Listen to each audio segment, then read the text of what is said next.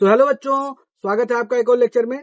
तो जैसा कि लास्ट लेक्चर में हम लोगों ने एक्सरसाइज 5.2 का जो पहला क्वेश्चन है उसके पांचों पार्ट कर दिए थे। तो बाकी जो क्वेश्चन बच गए थे, चूंकि इसमें लगभग 19 से 20 क्वेश्चन है, तो अब धीरे धीरे करके 3-3, 4-4 क्वेश्चन करके हर वीडियो में हम लोग डिस्कस करने वाले हैं। तो आज हम लोग क्वेश्चन नंबर 2 से स्टार्ट करेंगे और देखते हैं कितने क्वेश्चन कर पाते हैं। 3, 4, 5 जितने हो सकेंगे सारे करेंगे। आपको करना है क्या है, सबसे पहले डिस्क्रिप्शन बॉक्स खोलो, वहां पे एक लिंक होगा, लिंक पे क्लिक करके नोट्स डाउनलोड कर लो, जो आपको पढ़ने में आसानी होगा। हाँ, एक और चीज, आप लोग वीडियो देख लेते हैं लेकिन लाइक नहीं करते, तो प्लीज वीडियो को लाइक भी कीजिए, अपने दोस्तों के साथ शेयर कीजिए और चैनल को सब्सक्राइब करके मुझे थोड़ा मोटिवेशन दीजिए, ताकि मैं भी और अच्छे अच्छे कंटेंट आपके लिए लाता रहूं। तो चलो बिना किसी देरी के सीधे स्टार्ट करते हैं। तो क्वेश्चन नंबर 2 जो है वो आपकी स्क्रीन पे दिख रहा होगा। क्वेश्चन नंबर 2 में लिखा हुआ है कि निम्नलिखित में सही उत्तर चुनिए और उसका औचित्य दीजिए। औचित्य मतलब होता है कारण दीजिए। ठीक, तो सबसे पहले जब आप पहला क्वेश्चन देखते हैं तो लिखा है AP 7,10,4 का 30वां पद है, मतलब हमको इसका 30वां पद बताना है। ठीक, तो सीधे इसके सॉल्यूशन पार्ट में आते हैं। हम आते हैं इसके सॉल्यूशन पार्ट में, यहाँ पे लिखेंगे सॉल्यूशन। सॉल्यूशन में क्या है, AP क्या दे रखी है हमको, 10,7,4। AP हमारी 10, कॉमम क्या है 7, कॉमम क्या है 4। ऐसे ऐसे AP का हमको कौन सा पद बताना है, 30वां पद। समझ गए, हमको बताना है 30वां पद, कि 30वां पद कौन सा होगा। तो हमें A दे रखा है, A की वैल्यू कितनी दे रखी है, D। आप एक A की वैल्यू कितनी दे रखी है, 10। जब D निकालोगे तो D के लिए क्या करते हैं, A2 - A1, यानी 7 - 10 कर दोगे तो D का मान कितना आ गया, -3। 30वां पद पूछ रहा है, इसका मतलब A30 पूछ रहा है कि कितना होगा। अब हम इसके लिए AN का फार्मूला लगा देंगे। AN का फार्मूला होता है AN बराबर A plus N minus 1 into D। अब चूंकि N के यहाँ पर 30 दे रखा है, तो ये हो जाएगा A30 बराबर A प्लस 30 माइनस 1 इंटू में क्या हो जाएगा, ये 30 रहेगा, सॉरी यहाँ पे 3 लिख गया है तो इसको मैं 30 कर देता हूँ। ये हो जाएगा हमारा 30 माइनस 1 इंटू में क्या हो जाएगा, D हो जाएगा। तो अब यहाँ से A30 की जो वैल्यू निकल के आएगी, ये आएगी A प्लस 29D। ठीक, अब हमारे पास सारी वैल्यूज है, इनको पुट कर दो। A की वैल्यू अपने पास 10 है, तो 10 प्लस 29 इंटू D की वैल्यू कितनी है, -3 है। ठीक, तो ये हो जाएगा 10, 29 तिहिया होता है 87, क्योंकि 30 तिही होगा 90, तो 29 तिहिया हो जाएगा 87। तो यहाँ पे आ जाएगा, प्लस और माइनस का मल्टीप्लाई करोगे तो क्या आ जाएगा, -87। तो 87 में से 10 आप निकाल दोगे तो कितना बच गया, -77। इसका मतलब इस श्रेणी का 30वां पद जो है वो -77 है। तो हम चलेंगे सीधे, -77 ऑप्शन कहाँ पे है, ये ऑप्शन हमारा ये वाला है। ठीक, अब ऐसे इसका सेकंड पार्ट कह रहा है कि इसका 11वां पद है। ठीक, तो इसको भी कर लेते हैं एक बार। यहाँ पे लिखा हुआ है, ये हमारा क्वेश्चन नंबर इसका सेकंड पार्ट आ गया। कह रहा है AP -3 -12 2 और ऐसे ऐसे करते इसका 11वां पद है। 11वां पद हमसे पूछ रहा है, तो सबसे पहले इसका हल पे आएंगे। ठीक, हल में क्या हो जाएगा, इसमें सबसे पहले AP लिखेंगे। AP हमारे पास है -3 कॉमा -1/2 कॉमा में क्या है 2, और ऐसे ऐसे चलती रहेगी। इसका हमको 11वां पद बताना है। कह रहा है 11वां पद बताओ, तो जो बेसिक जानकारी अपने पास वो ले लेते हैं। हमारे पास जो A की वैल्यू है, पहला पद -3 है। D निकालने के लिए हमको क्या करना पड़ेगा, दूसरा पद में से घटा देते हैं किसको, पहले पद को। ठीक, तो ये जब हो जाएगा -1/2, यहाँ माइनस और माइनस का मल्टीप्लाई करोगे तो +3 हो जाएगा, और बटे में 1 कर देते हैं, क्योंकि हमको ये फ्रैक्शन में सॉल्व करना है। तो इसके लिए क्या करना पड़ेगा, 1 का 1 से गुणा करोगे 1 हो जाएगा, -1। 3 और 2 का गुणा करोगे, 3 दूनी कितना हो जाएगा, 6, और बटे में 2 और 1 का गुणा करोगे कितना हो जाएगा, 2 हो जाएगा। तो यहां से ये निकल के आ जाएगा हमारा 5/2। डी का वैल्यू आ गया 5/2। ठीक, डी बराबर हो गया 5/2 आ गया, मतलब 2.5 भी कह सकते हैं, 2.5। अब हमसे 11वां पद पूछ रहा है, तो 11वां पद हमसे पूछ रहा है तो हम निकाल देंगे। A11 निकालोगे तो हो जाएगा A प्लस 11 माइनस 1 इंटू क्या हो जाएगा D। तो यहां से A11 बराबर हो जाएगा A प्लस 10D। ठीक, A प्लस कितना हो गया, 10D। A की वैल्यू कितनी दे रखी थी, A की वैल्यू हमारे पास -3 थी, तो यहाँ पे -3 रख देते हैं। ये हो जाएगा -3 प्लस 10 इंटू D की वैल्यू है, D की वैल्यू अपने पास कितना है, 5/2। तो यहाँ पे लिख दिया 5/2। अब 2 एकम 2, 2 पंचे कितना होता है, 2 पंचे होता है 10। तो ये हो गया -3 प्लस 5 और 5 का गुणा करोगे तो 25। 25 में से 3 निकल गया तो कितना बच गया, 22। तो इसका मतलब इसका 11वां पद जो है वो कितना आ जाएगा, 22 आ जाएगा। समझ गए, तो इसका 11वां पद आ जाएगा 22। इसमें देखो कोई ऑप्शन है 22 का, ये ऑप्शन 20 का सही है। ठीक है, अब चलते हैं सीधे अगले क्वेश्चन की तरफ।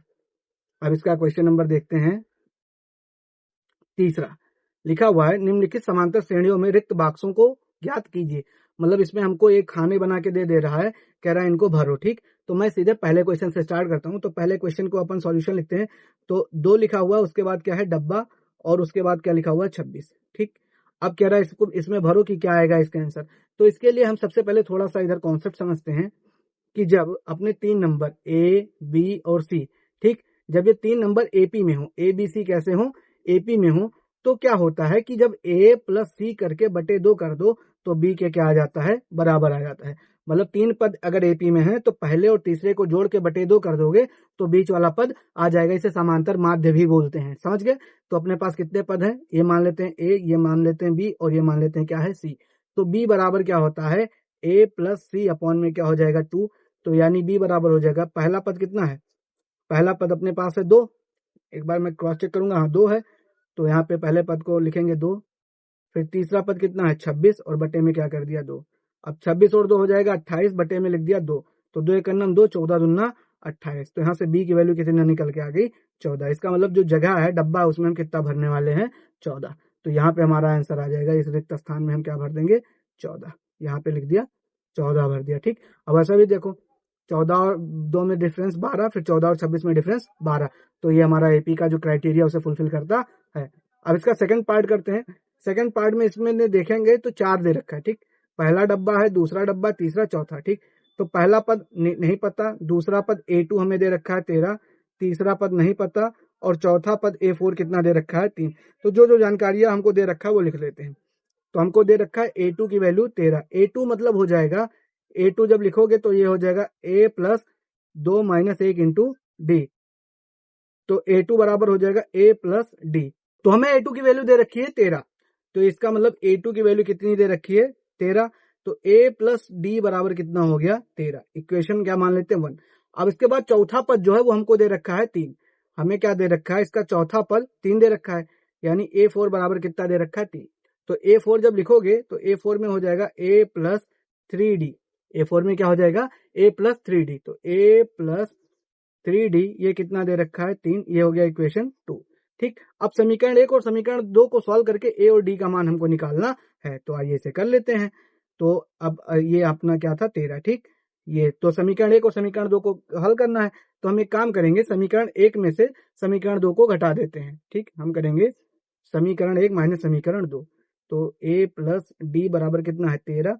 इससे माइनस करेंगे समीकरण किसको, A प्लस, ये हमारा है 3D बराबर में 3। ये हो जाएगा 3D बराबर में क्या है 3। इसको जब घटाओगे तो यहाँ माइनस हो जाएगा, यहाँ माइनस हो जाएगा, ये माइनस हो जाएगा। देखो ये प्लस ए से माइनस ए है, ये कैंसिल हो जाएगा।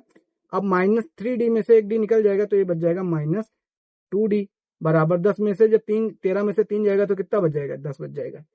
अब ये यहाँ से देखो 2 मल्टीप्लाई में उधर जाएगा तो डिवाइड हो जाएगा। तो माइनस डी इक्वल टू हो जाएगा 10 अपॉन में क्या हो गया 2, 2 एक 2, 2 पंचे 10। ठीक, यानी डी की वैल्यू यहाँ से क्या आ गई -5। डी की वैल्यू यहाँ से आ गई -5।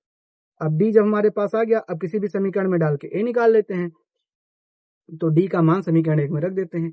डी का मान समीकरण 1 में रखने पर, ठीक, समीकरण 1 में रखते हैं। समीकरण 1 हमारा क्या था, ये थोड़ा सा इसको यहाँ पे कर देते हैं पीछे की साइड। समीकरण 1 हमारा है a plus D equal to 13। ठीक, a plus D equal to 13। मैं एक बार देख लेता हूँ, हाँ a plus D equal to 13। तो a प्लस डी बराबर 13 है। a प्लस डी बराबर कितना है 13। अब a हो गया प्लस d की वैल्यू कितनी आ गई -5 बराबर में कितना हो गया 13। अब ये a प्लस और माइनस का मल्टीप्लाई -5 हो गया बराबर हो गया 13। तो इधर -5 है, उस पार जाएगा तो +5 हो जाएगा।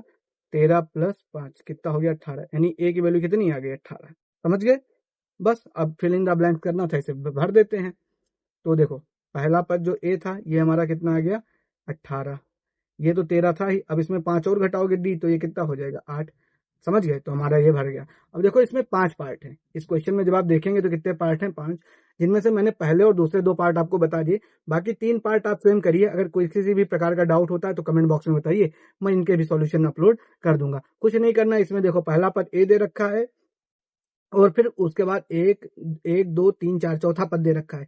a+3d दे रखा है और a दे रखा है। a का मान यहाँ पे रख दो, d आ जाएगा, बस पूरा डब्बा भर दो, ऐसे करना है। ठीक, अब चलते हैं अगले क्वेश्चन की तरफ। अगला क्वेश्चन हमारा है क्वेश्चन नंबर 4। लिखा है एपी फलाना, ये जो लिखा हुआ 3, 8, 13, 18 क्या रहा है, इसका कौन सा पद 78 है। ठीक, ये हम एग्जांपल में इस तरीके क्वेश्चन कर चुके हैं। तो सबसे पहले इसके सॉल्यूशन में आते हैं और इस एपी को लिख देते हैं 3, 8, 13, क्या है 18, और क्या रहा है इसका कौन सा पद 78 है। तो हम मान लेंगे कि इसका nवां पद क्या है 78। ठीक, तो हम यहाँ पे लिखेंगे माना इस एपी का nवां पद 78 है। nवां पद कितना है 78।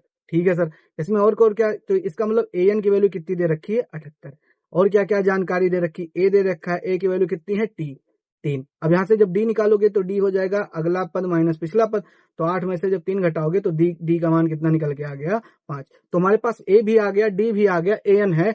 अब बस चेक कर लेते हैं। तो हमको पता है an का फार्मूला होता है a+n-1 इंटू डी, और an की वैल्यू दे कितनी रखी है 78, an के हाथ क्या दे रखा है 78। इसका मतलब a+n-1 इंटू डी, ये हमको कितना दे रखा है 78। अब बस वैल्यू पुट करो, a की वैल्यू कितनी हो गई 3, प्लस n-1 इंटू डी की वैल्यू कितनी है 5, बराबर में कितना हो गया 78। अब क्या करना है, अब यहाँ पे देखो ये 3, 5 से मल्टीप्लाई करो तो कितना हो जाएगा 5n, फिर 5 और 1 का गुणा करोगे तो माइनस में कितना हो जाएगा 5, बराबर कितना हो गया 78। अब अगले स्टेप में क्या करेंगे सर, अगले स्टेप में करना क्या है, देखो 5 में से 3 को घटा दोगे तो 2 बचेगा, तो ये बच जाएगा 5n माइनस में 2, बराबर कितना हो गया 78। ये -2 लेफ्ट साइड में, राइट साइड में तो +2 हो जाएगा, तो यहाँ से बन जाएगा 5n इक्वल्स टू 78, और प्लस में क्या आ जाएगा 2, तो यहाँ से 5n इक्वल्स टू 78 और 2 कितना होता है, ये होता है 80। तो यहाँ से n बराबर हो जाएगा 80 और बटे में कितना हो जाएगा 5, 5 एकन्ना 5, 16 पंचे 80। n की वैल्यू यहाँ से जो निकल के आई, n का मान निकल के आ गया 16। तो कह रहा था इसका कौन सा पद 78 है, तो इसका 16वां पद 78 है। तो हमारा उत्तर क्या हो गया, हमारा उत्तर हो जाएगा कि इस एपी का 16वां पद 78 है। समझ गए। तो ये क्वेश्चन 4 को हमने तुरंत निस्ते नाबूद कर दिया। अब चलते हैं क्वेश्चन 5 की तरफ। अब क्वेश्चन नंबर 5 में क्या कह रहा है कि निम्न समांतर श्रेणियों में से प्रत्येक श्रेणी में कितने पद हैं। इस बार हमको पद बता रहा है, मतलब कुल मिला घूम फिरा के एक ही फार्मूला यूज करना है। मूर्ख बना रहे हैं ये किताब वाले। ठीक, क्या दे रखा है एपी की वैल्यू क्या दे रखी है 7, 13, 19 और डॉट डॉट डॉट, इसका अंतिम पद जो है वो कितना दे रखा है 205। अब कुछ लोग नेता बन के ये बताते हैं कि ये लिखा हुआ है अंतिम पद, लेकिन मैंने कहा जीवन में जितना दुख कम पालोगे उतना खुशी रहोगे, हमेशा इसको मानो यनवा पद। ठीक, ये एल वेल के चक्कर में नहीं पड़ना। ठीक, तो हम मानेंगे कि इसका एनवा पद कितना दे रखा है 205। तो हम यहाँ पे लिखेंगे कि माना इस श्रेणी का एनवा पद कितना है 205। इसका मतलब an की जो वैल्यू है ये कितनी दे रखी है 205। अच्छा, पहला पद a कितना दे रखा है 7, d निकालोगे, d के लिए क्या कर दोगे 13 माइनस 7, यानी d का मान कितना आ जाएगा 6 आ जाएगा। तो अब हमारे पास सारी इंफॉर्मेशन आ गई है, अब इसे तुरंत खत्म कर देते हैं। तो an की वैल्यू 205 है। an का फार्मूला जो है ये होता है a+n-1 इंटू डी, और इसकी वैल्यू कितनी दे रखी है 205। ठीक, तो इसकी वैल्यू कितनी दे रखी है 205। तो अपन लिखेंगे a+n-1 इंटू डी बराबर 205। अब भैया a की वैल्यू रख दो, a की वैल्यू कितनी हो जाएगी 7, प्लस n-1 इंटू डी की वैल्यू कितनी हो गई 6, बराबर 205। अब क्या करना है, अब मल्टीप्लाई कर दो यहाँ पे, तो ये हो जाएगा 7, फिर n से मल्टीप्लाई करोगे तो हो जाएगा 6n, 6 और 1 का मल्टीप्लाई करेंगे तो -6 इक्वल टू 205। अब आप देखो 7 में से 6 को घटा दो, 7 में से 6 घटाओगे तो कितना बच जाएगा 1, यानी 6n प्लस 1 ये किसके बराबर हो गया 205। अब जब +1 है बराबर के उस पार जाएगा तो क्या हो जाएगा -1, तो 6n इक्वल टू 205 माइनस 1, तो 205 में से जब 1 घटाओगे तो कितना बचेगा 204, तो यानी 6n की वैल्यू कितनी आ गई 204। तो यहाँ से अभी n निकालो, n बराबर हो जाएगा 204 बटे में कितना हो जाएगा 6, 6 कन्नम 6, 6 तिरिक 18, 18 2 20, तो ये 24 हो जाएगा, और 6 चौके 24, तो n की वैल्यू कितनी आ गई 34। ठीक, तो n की वैल्यू कितनी आ गई 34। तो इसका मतलब इस श्रेणी में कितने पद हैं 34। तो इस एपी में पदों की संख्या कितनी हो गई? 34। तो इस एपी में पदों की संख्या कितनी है? 34। ठीक, ये क्वेश्चन हमने खत्म कर दिया। अब चलते हैं अगले क्वेश्चन की तरफ। अगला क्वेश्चन है क्वेश्चन नंबर 6। क्वेश्चन नंबर 6 कह रहा है कि एपी ये दिया हुआ है, कह रहा है एपी का एक पद 150 है, -150 है, और क्यों? मतलब आपसे पूछ रहा है कि ये बताओ कि इस एपी में -150 आएगा, अगर आएगा तो क्यों आएगा, नहीं आएगा तो क्यों नहीं आएगा। तो हम तो अभी चेक करके बता देंगे कि आएगा कि नहीं आएगा। ठीक, तो सबसे पहले एपी को हम यहाँ पे सॉल्यूशन में आएंगे, एपी को लिख लेंगे। ठीक, एपी हमें क्या दे रखी है? एपी हमें दे रखी है 11, 8, 5, 2। और कह रहा है क्या इसका कोई पद 150 है? तो हम मान लेंगे कि इसका nवां पद 150 है, -150 है। ठीक, हम मान लेंगे कि इसका nवां पद 150 है। अब इस क्वेश्चन को करते कैसे, पहले ये समझो। हम इसमें कंट्राडिक्शन लगाते हैं। क्या लगाते हैं? कंट्राडिक्शन, हिंदी में बोलते हैं विरोधाभास। इसका मतलब ये होता है कि हम मान लेंगे इस श्रेणी का nवां पद -150 है। ठीक, अब अगर n की बात पूर्णांक आ गई, n एक धन पूर्णांक आ गया, मतलब 10, 11, 12, 4, 6, 9 आ गया, तो हम कह देंगे ये वाला पद इसका है। लेकिन n का मान अगर ऋणात्मक आ गया या पूर्णांक नहीं हुआ, जैसे 7.5 आ जाए, तो किसी एपी में 7.5वां पद नहीं होता। 7 पद होता है, 8 पद होता है, पर 7.5वां पद नहीं होता है। तो उस आंसर को हम क्या कर देंगे? रिजेक्ट कर देंगे। तो वही करने के लिए हम ये इतना मसाला जो फैला रहे हैं कर रहे हैं। ठीक सॉरी। तो हम लिखेंगे कि माना, हम यहाँ पे लिखेंगे माना इस एपी का nवां पद -150 है, nवां पद -150 है। ठीक, हमने मान लिया इसका nवां पद जो है वो -150 है। सॉरी। तो अब हम क्या लिखेंगे कि an इक्वल्स टू -150। ठीक, और क्या जानकारी दे रखी? इसका पहला पद दे रखा है 11, और इसका जो डी है, डी निकालने के लिए 5 में से आपको किसको घटाना पड़ेगा? 11 को। समझ गए? सॉरी 8 है, और सॉरी 8 में से किसको घटाना पड़ेगा? 11 को। तो डी का जो मान है ये आ जाएगा -3। ठीक, तो हमें ए है, डी पता है। अब चेक करते हैं कि ये एन क्या आता है। ठीक, तो हम लिखेंगे एन बराबर होता है ए प्लस एन -1 इंटू डी, और इसकी वैल्यू हमको दे रखी है -150। इसकी वैल्यू हमको दे रखी है -150। अब फार्मूले में वैल्यू रख देते हैं। एन मतलब ए के यहाँ पर कितना है? 11 प्लस n-1 इंटू डी के यहाँ पर कितना है? -3, बराबर में हो गया -150। अब ये हो जाएगा 11, -3 और n का गुणा करोगे तो -3n हो जाएगा, -3 और -1 का गुणा करोगे तो +3 हो जाएगा, बराबर में -150। तो बराबर में माइनस क्या हो गया? 150। अब क्या है, 11 में से 3 जब जुड़ जाएगा तो कितना हो जाएगा? 14। तो -3n बराबर, सॉरी एक मिनट, यहाँ पे इसको फिर से कर देते हैं करेक्ट करके। अब क्या हो जाएगा?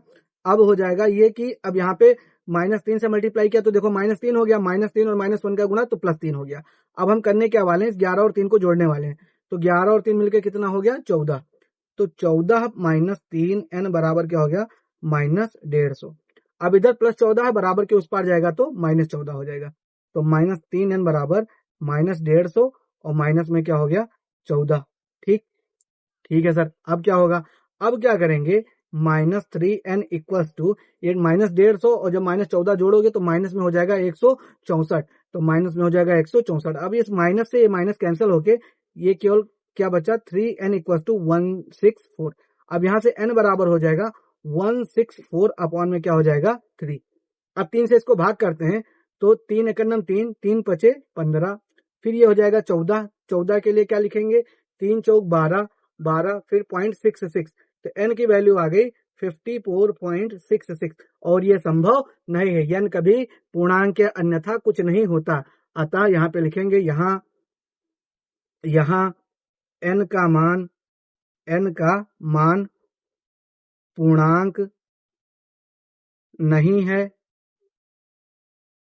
अतः इस एपी का कोई पद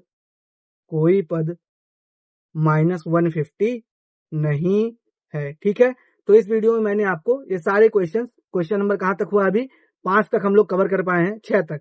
इस वीडियो में हमने क्वेश्चन नंबर 6 तक कवर कर लिया है। इसके आगे का क्वेश्चन नंबर 7 और 7 से लेकर लगभग कोशिश करूंगा 12 या 13 तक एक अगली वीडियो में कवर करने का। ठीक, तब तक आप क्या कीजिए, आपने इतना पेशेंस के साथ अगर यहाँ तक देखा है वीडियो को, आपने पढ़ाई की है, तो एक काम करो, इस चैनल को अभी सब्सक्राइब करो, अपने दोस्तों के साथ शेयर करो, लाइक करो, ठीक है, और एकदम गर्दा मचा दो धुआंधार तरीके से। मिलते हैं अगली वीडियो में, तब तक के लिए आपका दिन शुभ हो। जय हिंद, वंदे मातरम।